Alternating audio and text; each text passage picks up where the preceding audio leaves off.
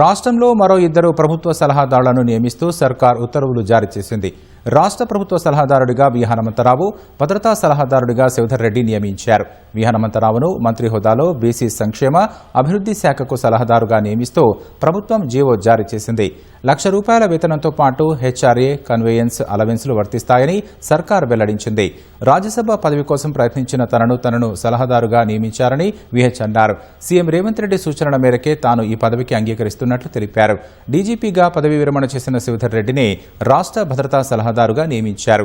సీఎస్కు సమానమైన హోదాలో ఆయన పదవీ కాలంలో కొనసాగనున్నారు.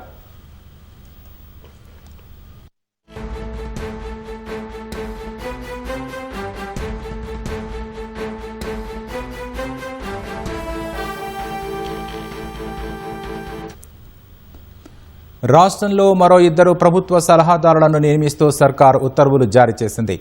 రాష్ట్ర ప్రభుత్వ సలహాదారుడిగా వి హనుమంతరావు, భద్రతా సలహాదారుడిగా శివధర్ రెడ్డిని నియమించారు. వి హనుమంతరావును మంత్రి హోదాలో బీసీ సంక్షేమ అభివృద్ధి శాఖకు సలహాదారుగా నియమిస్తూ ప్రభుత్వం జీవో జారీ చేసింది. ₹1,00,000 వేతనంతో పాటు హెచ్ఆర్ఏ, కన్వేయన్స్ అలవెన్స్లు వర్తిస్తాయని సర్కార్ వెల్లడించింది. రాజ్యసభ పదవి కోసం ప్రయత్నించిన తనను సలహాదారుగా నియమించారని విహెచ్ అన్నారు. సీఎం రేవంత్ రెడ్డి సూచనల మేరకు తాను ఈ పదవికి అంగీకరించినట్లు తెలిపారు. డీజీపీగా పదవి విరమణ చేసిన శివధర్ రెడ్డిని రాష్ట్ర భద్రతా సలహాదారుగా నియమించారు. సీఎస్కు సమానమైన హోదాలో ఆయన పదవీ కాలంలో కొనసాగనున్నారు.